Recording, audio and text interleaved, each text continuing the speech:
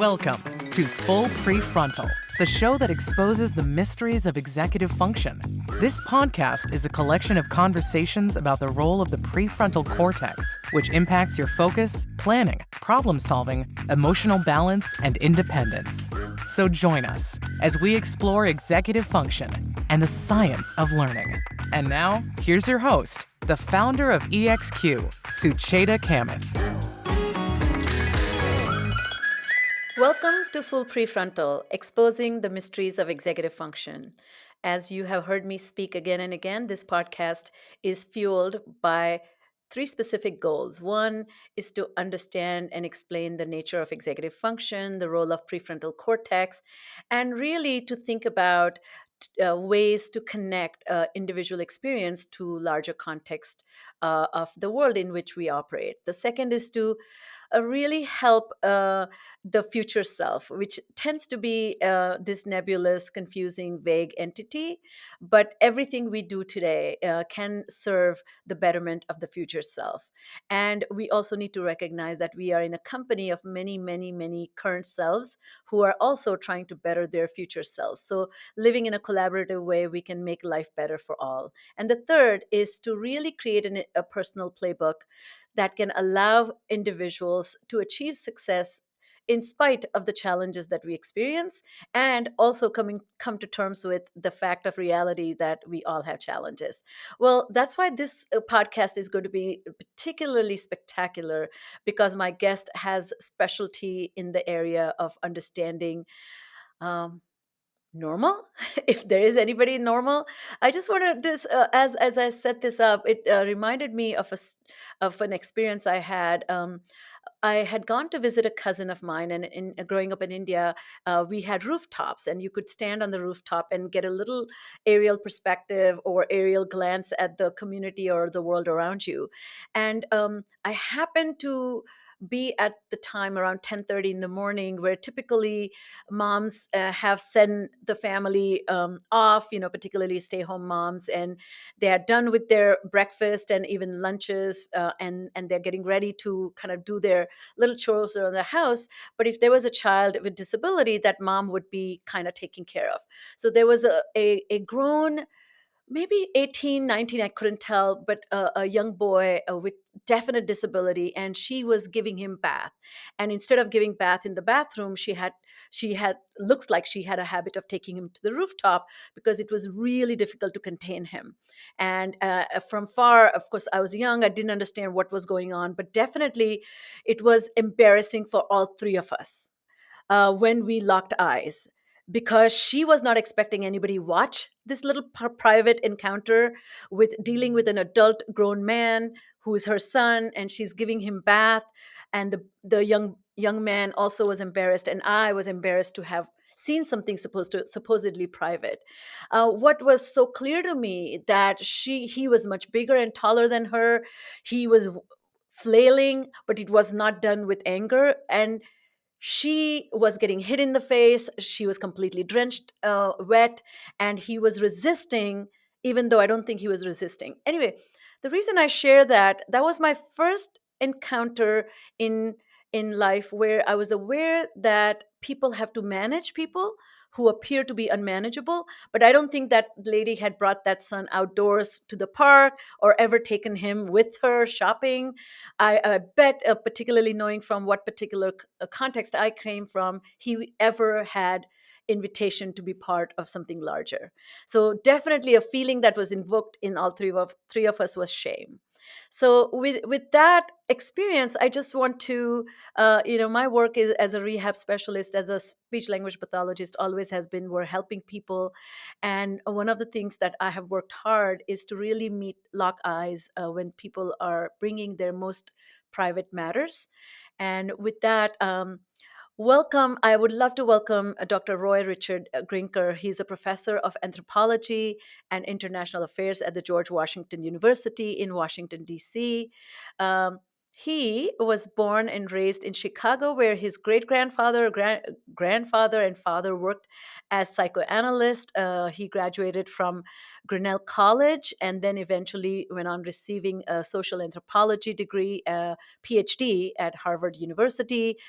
He has authored many books, including the book that we will be focusing on is Nobody's Normal: How Culture Created the Stigma of Mental Illness.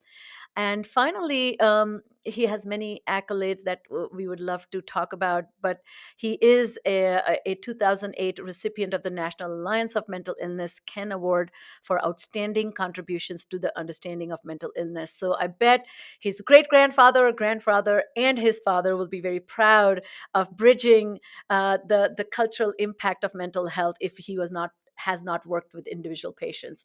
So welcome to the podcast. How are you today? I'm good. Thanks for having me. That story you told was very rich. I feel like I want to talk about it. Even it's not my story; it's your story. But it's. Can I say something about it? Please do. And it's so funny. I have never told this story to anyone except when I read your story when you worked as a volunteer at 16. And how and maybe you can share that and tell us what do you think about this story. And yes, there's been a lot of shame around people who are different, at least the community that I grew up with. So I would love to know what you were thinking about it. Well, the thing that I was thinking about, and I'll get to the story that you mentioned in a moment, was that whatever we see, we see from a particular perspective. Had you not Yes. gone up to the roof, had your neighbor not gone up to the roof, you would never have seen this. And so, visibility and understanding the diversity of human behavior requires that we take different perspectives. There's an old Yeah. story about the anthropologist, French anthropologist Maurice Griol, who always wanted to have different perspectives. And so he had his assistants hold his ankles while he peered over the tops of cliffs to look down and see how Oh, things really? were what would things look like if he was looking down on people. I mean, the story tells us how much he trusted his assistants, of course, but it also tells us that there is no pure vision. We always see from a particular place. And our world structures our vision, whether it's the sign on the road that says that this is the scenic outlook, this is the place you should look, or the cardinal directions on the top of the Empire State Building. This is east, this is west, and so on. And so part of Nobody's Normal is about how our world has structured the way in which we look at other human beings. And the argument of the book is that the ongoing stigma of mental illness isn't because of a lack of education or ignorance Mm-hmm. or lack of awareness.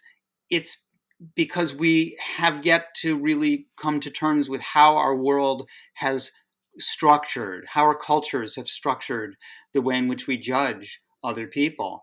And I had a similar experience to yours when I worked at a psychiatric hospital when I was a teenager, and I happened to see a patient there who was one of my classmates.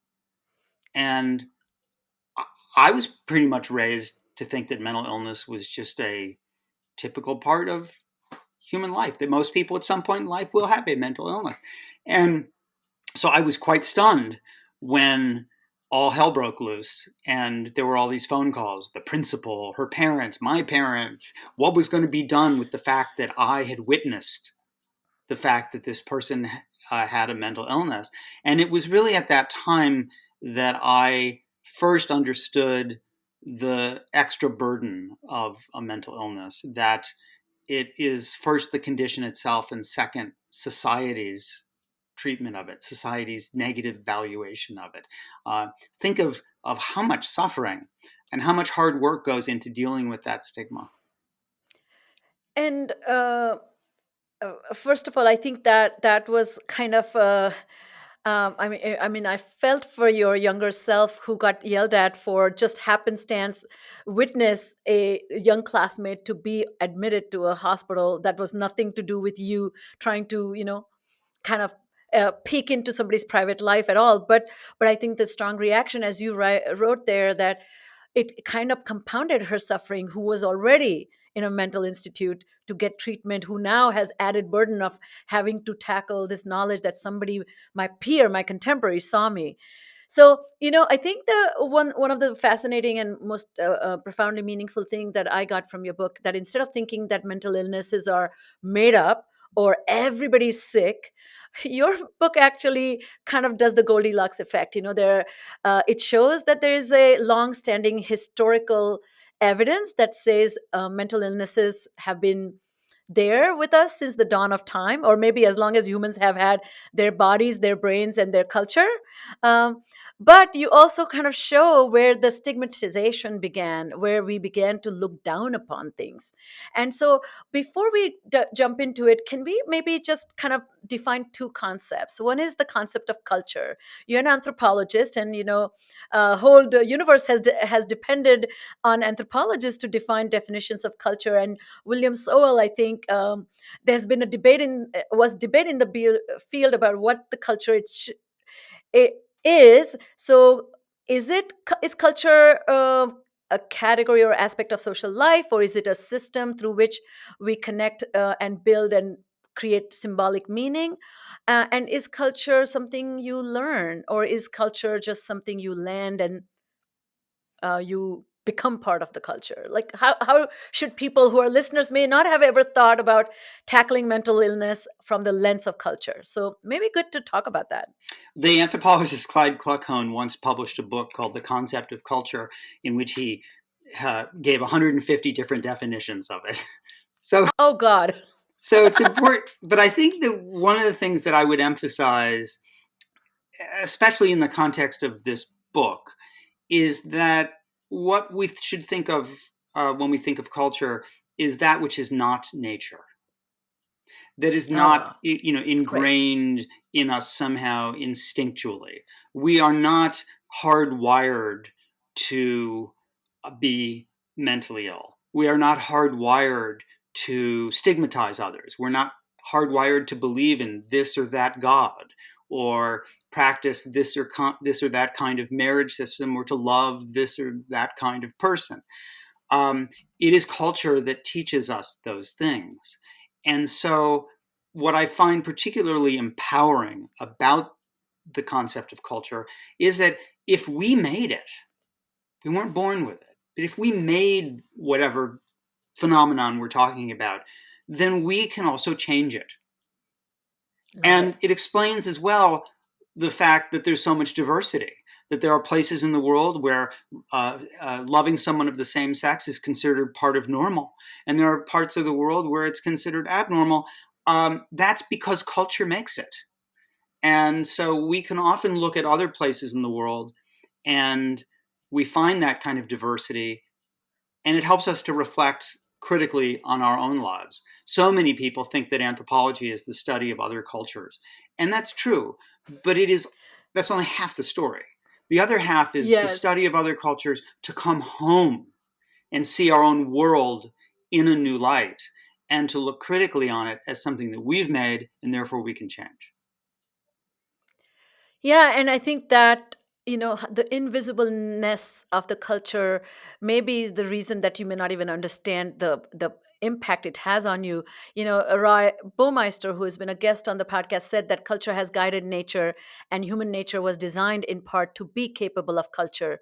So that interrelational ways to think about culture is a thank you for clarifying that. So my second question is then stigma.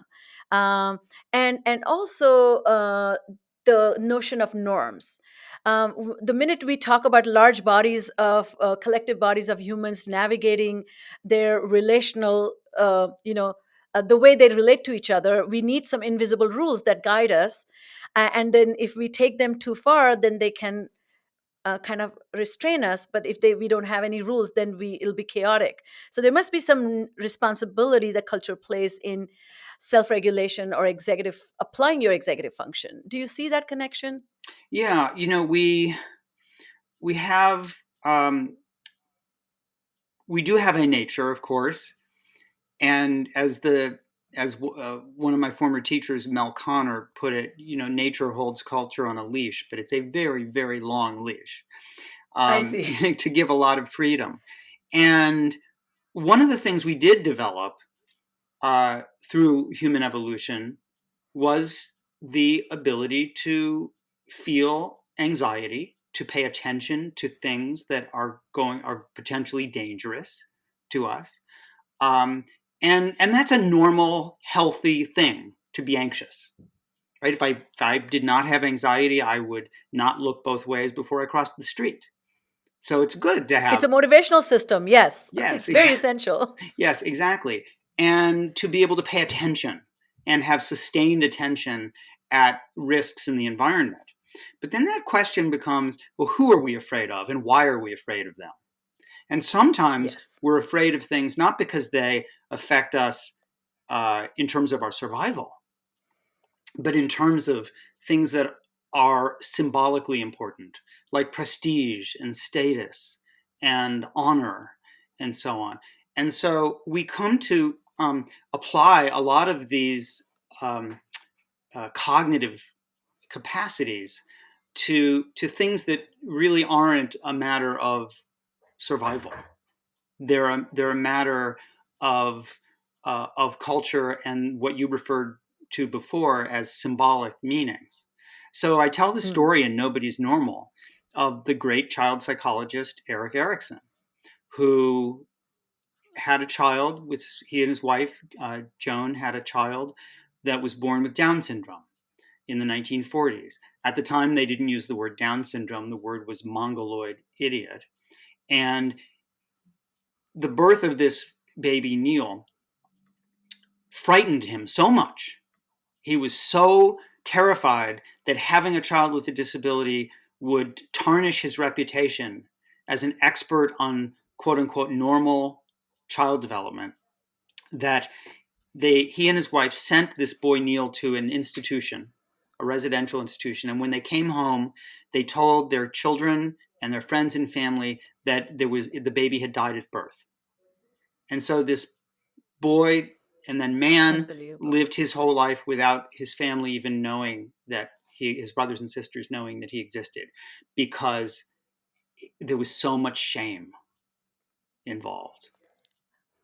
Unbelievable. Yeah, You and know, it's and as terrifying to you think it was t- only, you know, only 70 years ago. and you write that there was the child, there was no picture of this child, and here's a child psychiatrist. I mean, just the juxtaposition of these, the dissonance. I mean, I know, the I don't even know what that must have meant to the parents. I'm sure they experienced a great deal of agony. But I think what I love is you talk about that. One of the things that is very powerful in the way you write about this is I'm quoting you. You said stigma isn't in our biology; it is in our culture. It is a process we learn from within our communities, and we can change what we teach. And so definitely in 1940s when that little boy was born, the culture did not empower Dr. Erickson. So tell us a little bit about stigma, and does stigma play any role in how we regulate ourselves, or is it just a mindless process, and until we examine it, then only it can be changed? Stigma is really complex, right? Which is why I wrote the book, because we use the word so loosely that we Yes. often don't stop to think about all its definitions and all its various types and its history.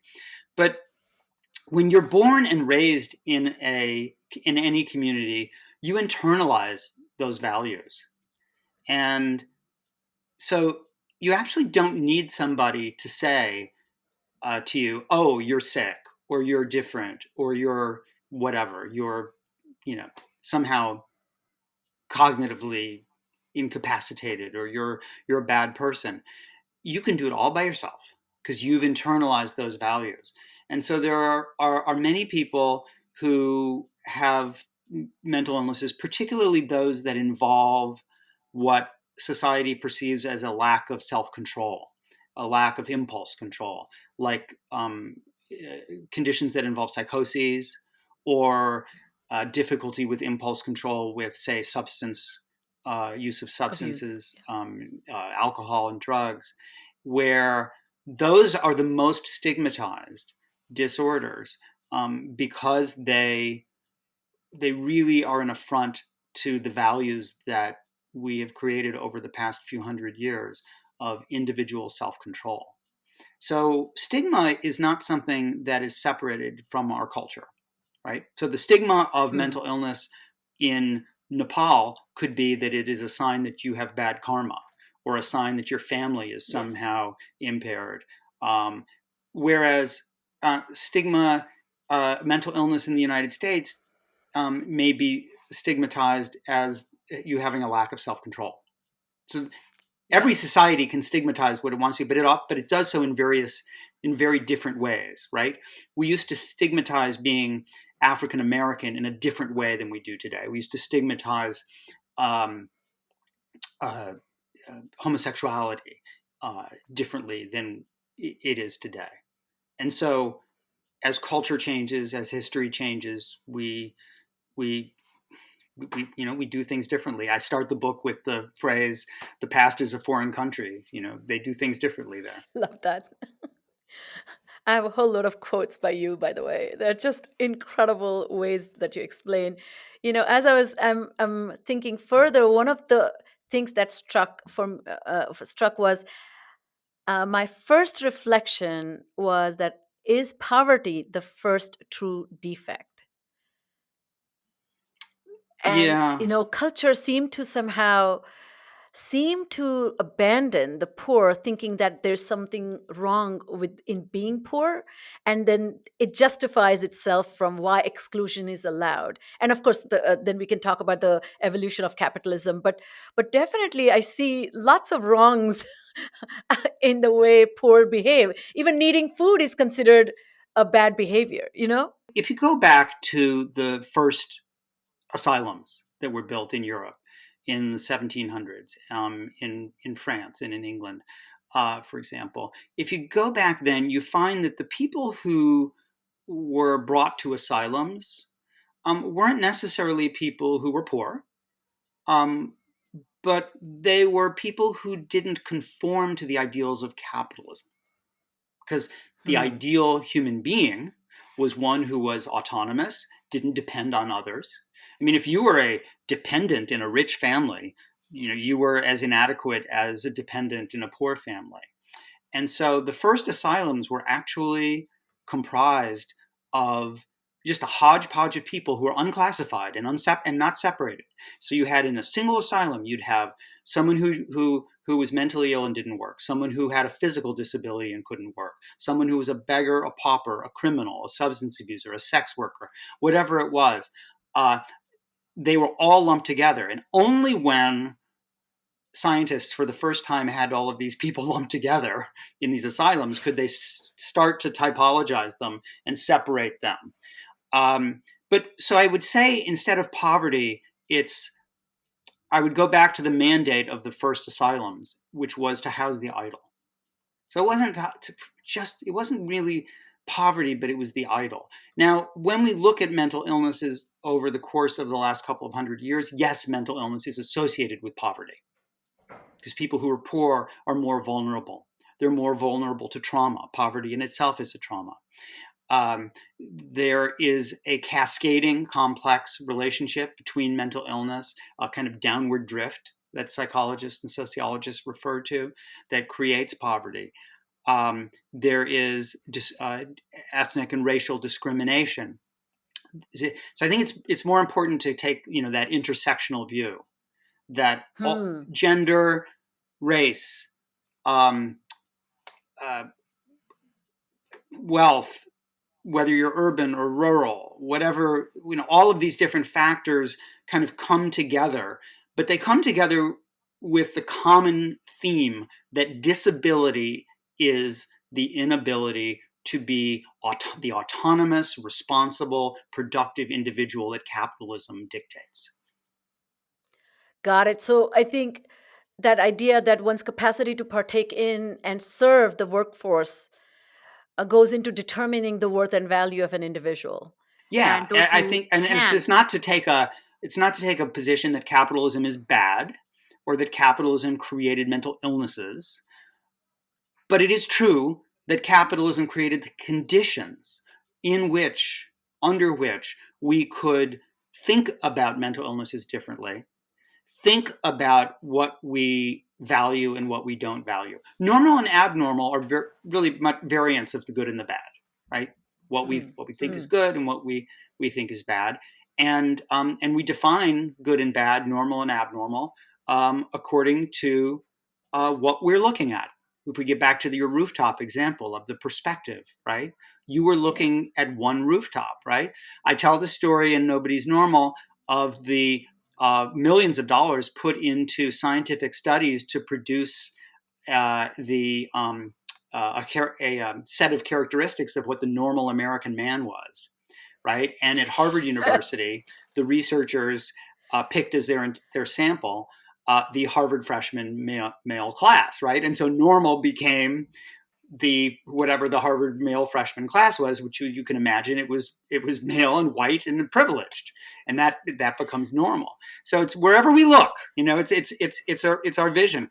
And one of the reasons too that I talked about Erik Erikson's son with Down syndrome, not having a photograph of him, is because we like to keep the variability of human behavior invisible often.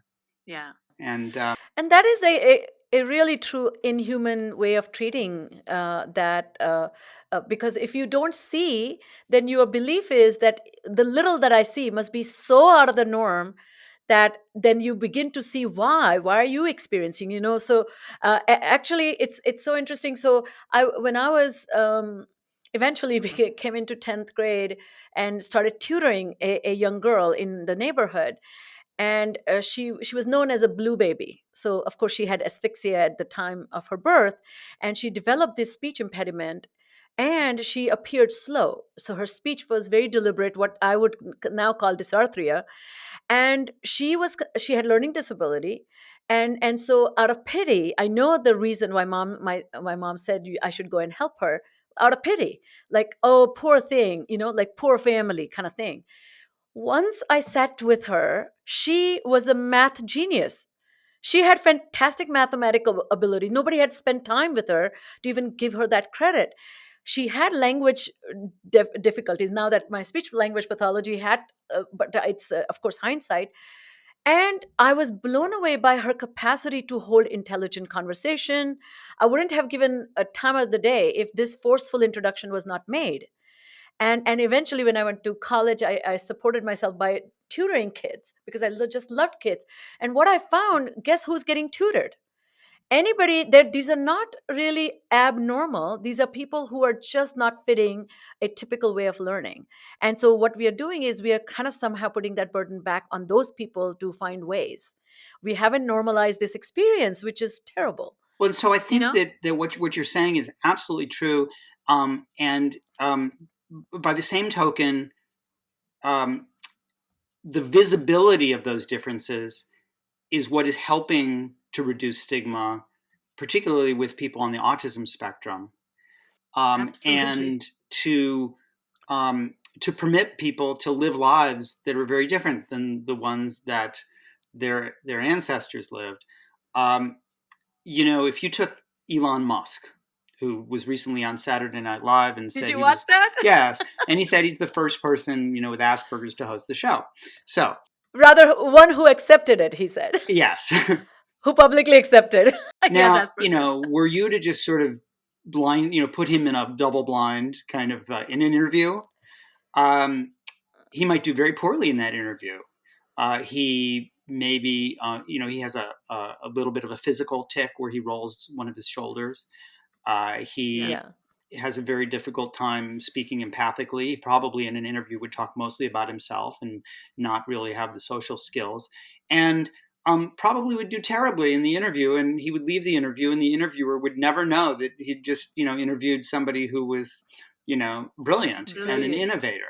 And so what we're finding is that the best ways that organizations are helping to reduce the stigma of people with developmental disabilities and mental illnesses now is by coming up with new creative interview processes, new hiring practices, that do not derive from pity. They do not derive from charity. They derive from an increased acknowledgement that innovation and creativity comes from cognitive diversity. Yes, I And love that. so when I interviewed people at JP Morgan Chase, when I interviewed people at the cybersecurity company DXC, they said, look, we're here to make money. We're not here to say, oh, we're going to do a nice thing and bring this autistic person into our workforce. No, we're going to bring autistic people into the workforce because they have a different way of looking at the data, and they're going to help us. Of course, those there have been hiccups. In one case at JP Morgan Chase, the autistic workers were doing so well that they were done with their jobs really fast, faster than their non-autistic peers, and they didn't know they didn't have the social skills to ask for more work. So they sat around looking bored, and all their performance reports said, not working hard, because Yes. right. But anyway, this just gets back to the point that there are ways to reduce stigma if we take a different perspective on people's abilities and disabilities. And we all have, my own executive functioning. I have great difficulty switching from working on one thing to working on another, because I get hyper focused.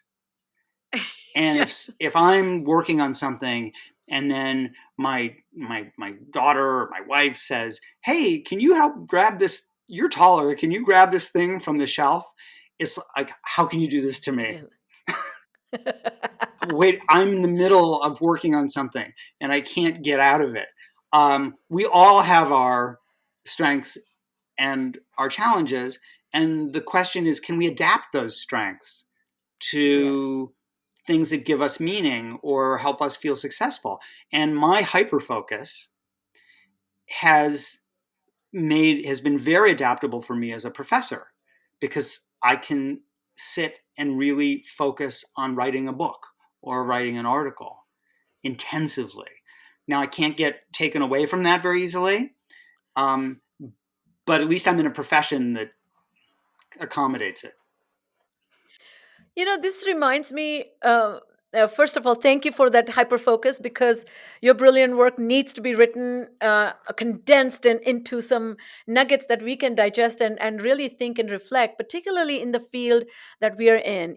When you talk about helper professions, I think there is such urgency to define or categorize a disability so that you can inform a plan or intervention or whatever you want to call it.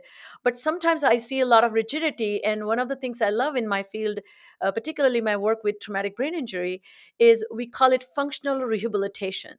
That means really providing help where the need is, not normalizing anything. Because let's say if somebody is speaking with a stutter or somebody who has difficulty writing, why teach writing if they can actually learn to dictate and type their emails by dictating? So a functional retraining is to really determine the context, and to determine the context, then you really need to take inventory or develop do a deep dive into the way people live.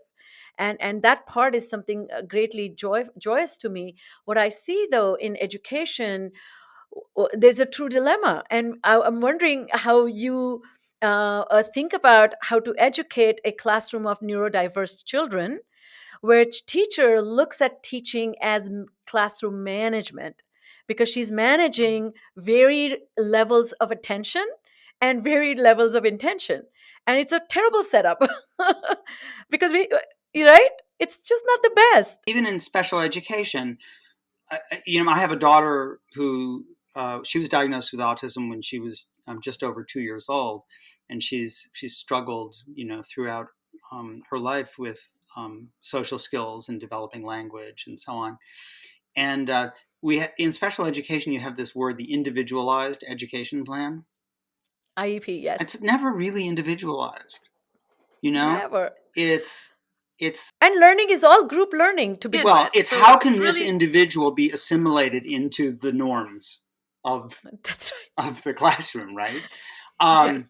And that's another thing that varies tremendously from culture to culture. So there's a wonderful set of studies by Sarah Harkness and Charles Super, who are at University of Connecticut, and they've done these studies on how teachers and parents too, think about children with the same characteristics in different cultures. And so they looked at kids with what would be diagnosed as attention deficit hyperactive disorder, right? So ADHD. And they found that kids with a particular high level of hyperactivity in Sweden were seen as difficult. Kids with that same level of hyperactivity in Italy were seen as curious and active. Wow. And so, kids in some other countries who were hyperactive were seen as easy because you didn't have to tell them what to do because they're going to do what they're going to do. I mean, so the same kids, right? But very, So very cool. different Yes. experiences. And then we see this also not just across cultures, but across history. In Nobody's Normal, I tell the story of a boy named Patrick Farrell, who he's now a man, he's like 28 years old, whose uncle had autism, and just as Patrick does. Same symptoms, like same symptom profile. But Raymond, his uncle, lived his whole life in the basement of his mother's house, never went out, didn't know how to use public transportation, never held a job, had no friends, no one in the community knew him, he was hidden away. Patrick does Special Olympics, goes to the local community pool, he volunteers at the library, he knows how to use public transportation, he has a paid job part-time filing papers at a congressman's office. And he's just enmeshed in a whole series of activities and networks that we never would have seen before, because in the past, people said, oh, this person's just incapable, let's just shut them away. And we now say, wait a minute, everybody has strengths and weaknesses. Where can this person be, how can this person be integrated into community life and achieve a meaningful life for himself or herself? I love that story because, in addition to not only like absolutely opposite lives, these two related people in a lifespan of maybe 40 years have complete different new experience. But I love the story of Patrick's friend Oh, who goes yeah. to college. And you say, can you share that? Because I think that's where what like people who are hungry to normalize everything should really, really pay attention to that. Because our lives are richer because of our association with people who are different. Well, so And yeah. So Patrick had these two friends who were, what you would call neurotypical. They had no, and as far as I know, they had no disability, no disability, no mental illness, whatever. They were neurotypical, and they never hung out with Patrick with their other neurotypical friends, but they did hang out with Patrick by themselves. And what Patrick's mother told me was they didn't make Patrick normal, but they made it normal to be friends with Patrick, right? And to develop a relationship. And when one of these girls, Julie, went to college and she was telling a friend about her friends back home, and she mentioned Patrick, and the person said, you have a friend with autism? And she looked at the person, because she lived in this fairly insular life in suburban Maryland, and she looked at this person in college. She said, you don't? Like, how can you not have a friend with autism? And I'm really just seeing so much that's positive. I've on occasion been accused of being a Pollyanna, but I'm just really optimistic. I look at Patrick versus his uncle. Look at my daughter and what's happened to her. I write about this in the book, from her birth, 1991, to today, in terms of how we've changed our views around disability. When Naomi Osaka comes out and says that she's had depression, when Prince William, Prince Harry, Lady Gaga, other celebrities come out and they talk about their struggles, this is just music to my ears, because it's not to say, I'm not saying I'm glad they're having struggles, right? But it is acknowledging that they were having anyways, but they're talking about it. That's right. I mean, we're all gonna have struggles. And it's not just celebrities. I mean, this stuff, I think celebrities are important, but it kind of trickles down, right? There's the student who comes out in front of my classroom and says to everybody at the first day of class, to 200, 300 students, hi, I'm so-and-so, I have Tourette's disorder. I might say something out of the blue. It might surprise you. It might even be offensive. I'm really sorry. I'm working, to control it, whatever. I don't think that person should apologize, but the person is advocating for himself. When the student says to me that the best day of her freshman year was when she was diagnosed with ADHD, I'm like, why? Because for the first time, nobody saw her, somebody saw her as other than lazy, or stupid. When people take ownership, when people advocate, when they make humanity, the truth of humanity, visible, then whatever they do, whether it's in autism or depression, it is a tide that is going to raise all boats. And I really like the comparison you made that we have quite found our rhythm in when it comes to physical illnesses such as common cold. If I'm blowing my nose in front of you, you won't say, oh my god, what's wrong with her, and if I tell you that, I just have to I don't know, I have to go for dialysis, the language is there, you understand the process, you don't think there's something wrong with me or it's my fault. And you're seeing and you document this journey of psychiatric disorders that somebody can willingly say, I'm feeling blue. And instead of writing songs about it and never talking about actually feeling blue, it might be good to show the range of common cold of psychiatric condition to, severe illness that requires treatment. One of the things I did with Go ahead. Yeah. I was just going to say, I think you're totally right. We're making a lot of progress, and I like your use of the word sort of getting our rhythm. We have a long way to go, right? Yes. We have gotten to the point where we compliment people on their eyeglasses. You say, "Oh, I love those glasses." That's a vision impairment, right? It's a disability. We don't yet compliment people on their hearing aids. Most people don't compliment someone on their wheelchair. We haven't gotten to that point yet, but we have gotten to the point where we understand that to be human is to exist on a variety of different spectrums. And there are times when you go over into an area where you need help, you deserve help. So at what point does being shy become being so introverted that you can't function in society? At what point does sadness become depression? It's like a color spectrum, right? Sometimes you go... I love that comparison. When you said, yellow and orange are next door neighbors, but you really don't have a defining line that says, yellow stopped being yellow now, it's orange. It's just a little bit of this, a little bit of that. The way to figure that out is you say, have I gone over, am I so anxious that I can't go to work anymore? Okay. Yes, now you need help. Functional limitation. Right. It is not to say that you are a bad person to be branded as, with an anxiety disorder, but you have to have a diagnosis to yield a treatment. But just, increasingly when people think about us as existing on a spectrum, it's an invitation to say that we are all the same. We are all human, and we're going to be on that spectrum somewhere. Somebody at some time who's just got, sort of typical healthy anxiety will become so anxious that something doesn't go right in their life. Maybe it's a relationship or something else, or sadness becomes something that is such a significant depression that it's defined as clinical. There are functional impairments, and you should get help. But I tell the story at the very end of the book of the importance of visibility and of taking ownership of one's suffering and one's struggles. Because if you do so, other people will recognize that in themselves as well. And I tell it through the story of Hester Prynne, the Scarlet Letter, the very, the I don't think people expected at the end of a book on mental illness to be reading about the Scarlet Letter, the letter A that this character has to wear on her blouse as a punishment for adultery, right? But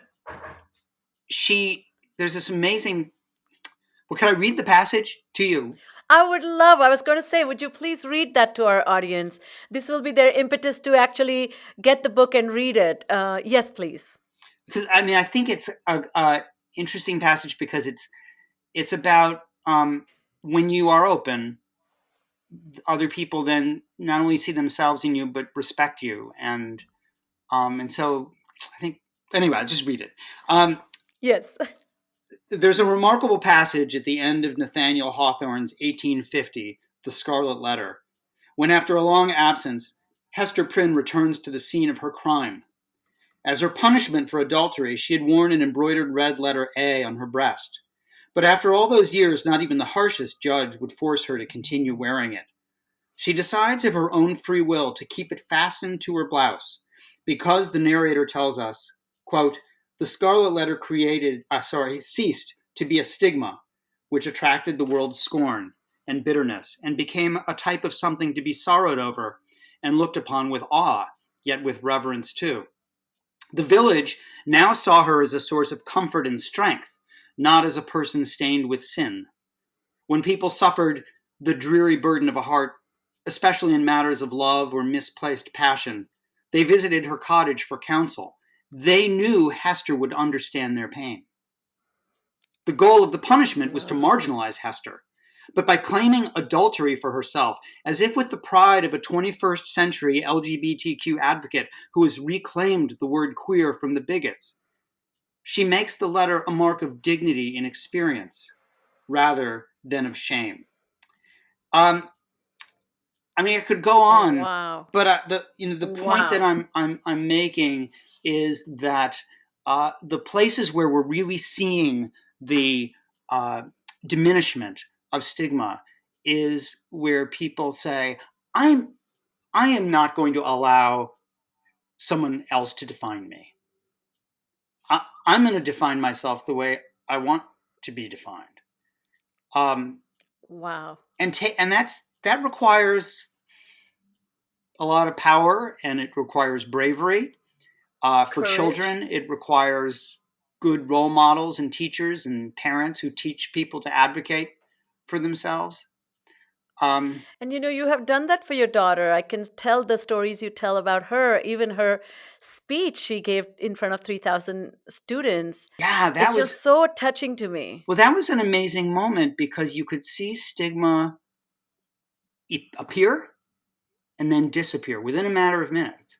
So she was the first student with a disability to ever be asked to give a speech at her high school and at her graduation. And there were 3,000 people in the audience. And when she started to give the speech, she has an unusual voice and an unusual rhythm to her voice. Cadence, yeah. And it's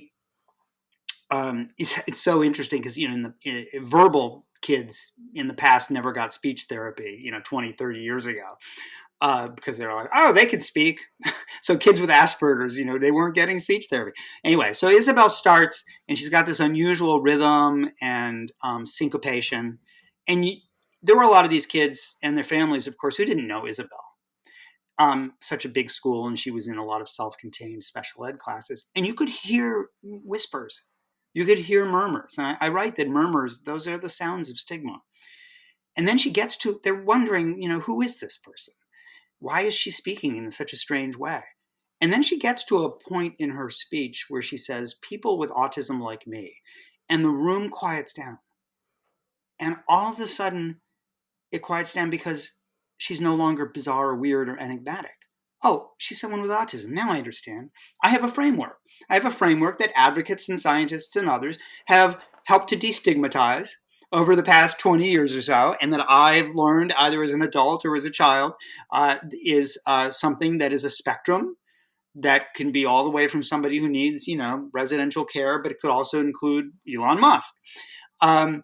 And now I get her, and I understand her. And she finishes her speech, and she gets a standing ovation. And this is the point, that it is visibility that decreases stigma, and it is invisibility and secrecy that causes stigma to exist. And in that moment when you said from my executive function lens, that murmur, that whisper, the snicker is a cultural nudge to self-regulate. Go away. Don't proceed because you're going to make a fool of yourself. Yes. Because these are the kind of invisible self-regulatory nudges we are sending. And that requires a lot of courage for her to stand above it and Well, continue and proceed. fortunately, And then she the minute you have, and that's why the power in, I don't want to use the word label, but power in using the word that captures the condition, and then that condition, which if you have a reference and context, you can accept it. And she doing it is so powerful.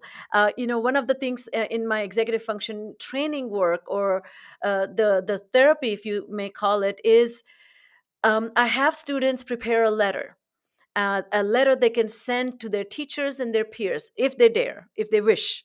It's not essential. But the practice of disclosing who you are and what your challenges are in the way you want to define it. You may notice me sometimes being late. I apologize for being late, but that's not because I don't care, because I must have run into a snag. And that kind of difficulty is really critical for us to share with everyone. So one of the kind of ironic things about the pandemic has been that some people with disabilities, particularly autism, who work so hard to kind of manage and try to figure out their social skills and how to react to people and how not to be teased or seen to be weird or unusual, that they have actually done better socially at home because they don't have to work so hard at school emotionally. And Yes. they used to come home from school and be so exhausted that they just they can't do anything. But now people, I mean, not saying that that people with disabilities have done better in the pandemic, because uh, lots and lots of people have done terribly, and lots of kids who benefited from school and the structure of school and the and special education and so on, have really lost a lot of functional skills as they've been at home. But there is a portion of people who are aware of those murmurs and know when people are shaming them, and they've felt um, even more social at home, because we're all struggling socially on Zoom. You're kind of leveled the playing field a little bit, so we have to clarify, we have to go slow. Nobody knows when to interrupt or how to speak and when to listen and when to mute your mic or not. So in some ways that's actually been a little bit of a help to some people who have different cognitive and social skills. You know what I would like to see change to reduce the burden on, so to speak, this neurodiverse children, particularly children as we put them through educational experiences, is the parents really amplifying their acceptance of diversity, because the bullying and teasing and uh, picking on people who are awkward, different, and their value is diminished based on a particular set of skills which are overemphasized, which is again is the horror show for every teen. Who is, you being popular or staying popular is a risky business. And but that's particular age of evolution overemphasizes that social appearance and personal appearance. And I wish that can something we do a better job, as a community. When my kids were growing up, because I worked with children on spectrum and adolescent on spectrum, I had two role models, or as a models I would use to kind of give them opportunity to interact. And so we had a young boy who was 11, 12, and my boys were 11, 12, and younger one was 10. And so he was obsessed with, he was on the spectrum, he was obsessed with merry-go-rounds. No, Ferris wheel, I guess. Mhm. And he knew all the stats about it, every single thing. And so we, as a socializing activity, I would take him out and ask my children to accompany and tell them to interact with him. And I cannot tell you how beneficial it was for my children, let alone him. He had the opportunity to be with some accepting children his age who were accepting, but my children had this incredible insight into working with somebody with Tourette's and somebody with severely ADHD, somebody who's just odd and awkward. And their ability to be seen with people and not feeling shame that I know this guy or I know this girl was a real therapy I feel they received. And now, one of the things my friends tell me about my children is they are so human is the best way they can describe my children. But I feel what they're doing is they have incredible level of acceptance of the difference. And but I wouldn't have known this to do as a parent if I did wasn't in this field. So I really appreciate you kind of talking through these stories and really nudging us. So my last question for you was this um, really profound insight that you bring, which is you say that historical transformations are rarely the product of deliberate action.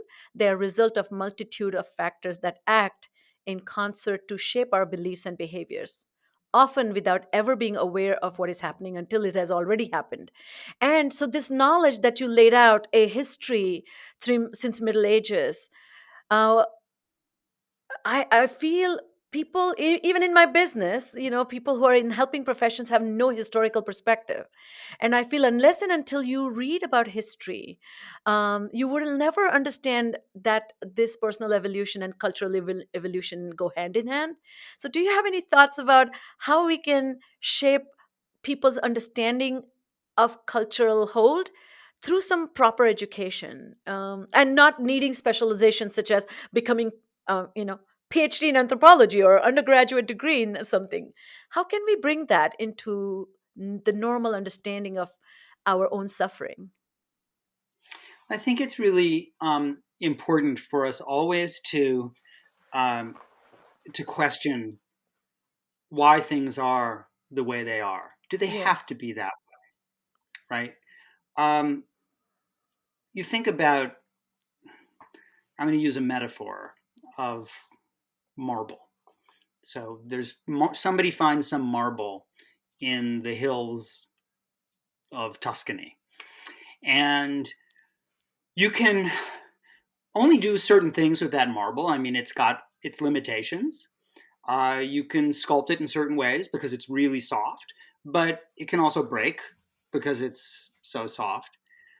But it is up to us to decide whether or not that piece of marble is going to become a bathroom floor or a Greek column or Michelangelo's David. But it's the same raw material, but we could do whatever we want with it. And we need to question those things when we see somebody critical of somebody who is transgender. We need to say, well, why is that somebody would be critical of this? And anthropology helps because we can look around the world and we can find many communities in which being transgender has a role in society. It's not necessarily stigmatized. One of the examples I give in the book is from my work in Namibia, where the same human being, this man named Tomzo I write about, I love that at a story. clinic has schizophrenia, but in his village, he's the innocent victim of supernatural malevolence. And so when we see how other cultures operate, we then can gain insight into the constructed nature of our own. And we can say, so the way we're doing things isn't the way that we have to do things. It's not the only way or the right way or the normal way. There are societies in which women are sexual aggressors, ideally, like the Mundugumor in New Guinea, and men are passive. So we know that we can have different sorts of gender relations. We know that there are societies in India and Indonesia where there are 3, 4, 5 different genders. Yeah. We know that even 150 years ago, we had no concept of homosexuality.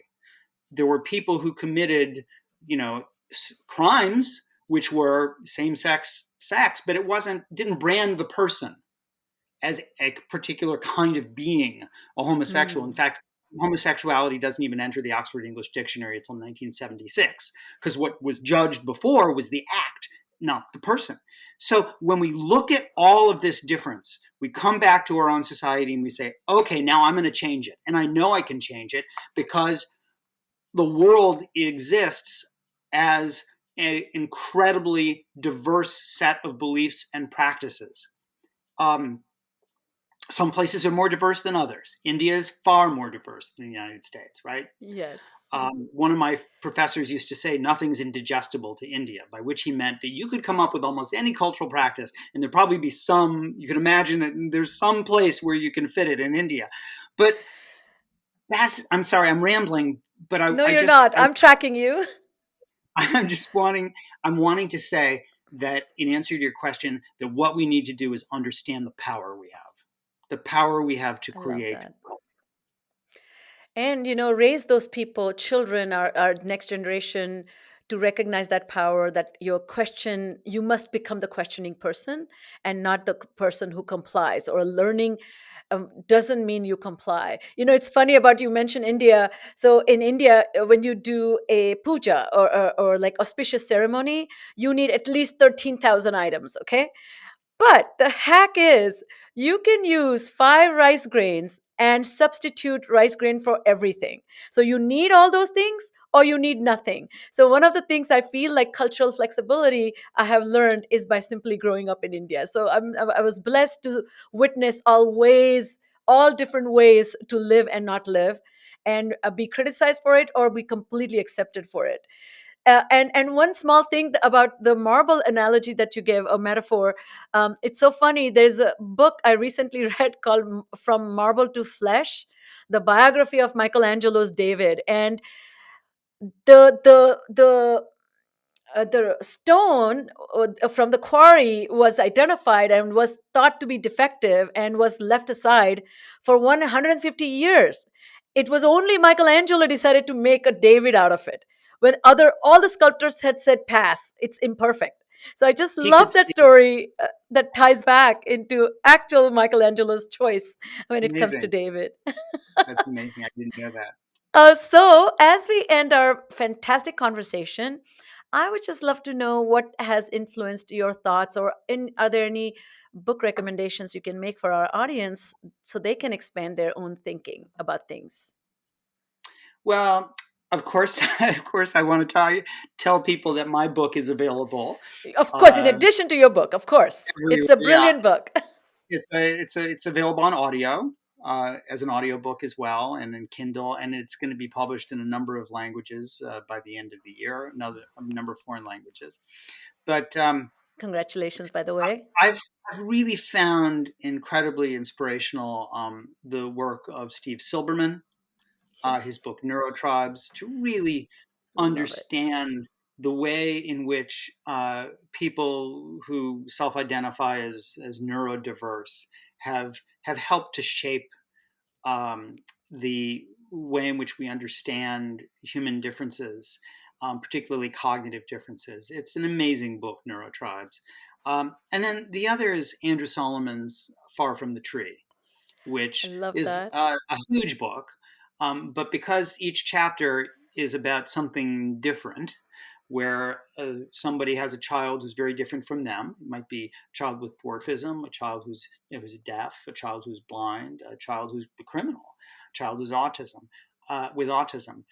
You can read each of these chapters kind of in isolation to each other, and it's so inspiring because we really see the power of love and the resilience when a parent or parents have a child who is not what they imagined, um, Well, and how they deal with the expectations that are both personal and cultural, and the realities that sometimes the child falls far from the tree. Well, thank you for those amazing recommendations. I'm really grateful for your time today. And we Great will be talking to linking. you. Thank you. We'll be linking your book and show notes in this podcast. So, listeners, thank you for joining me today. If you love what you hear, please share. Please like us on our Facebook and Instagram, and certainly write us a review. Thank you again for being here with me on Full Prefrontal. Let's continue to expose the mysteries of executive function and really determine all that superpower within us needs to be harnessed, and we need to keep cultural context in mind. So thank you, Richard, for being with us. Thank you. Thank you for listening to Full PreFrontal, exposing the mysteries of executive function. To contact your host, Sucheta Kamath, and learn more about her work on improving executive function, visit her website at exqinfiniteknowhow.com. That's www.exqinfiniteknowhow.com. Tune in next week for another informative episode of Full PreFrontal, hosted by the founder of EXQ, Sucheta Kamath.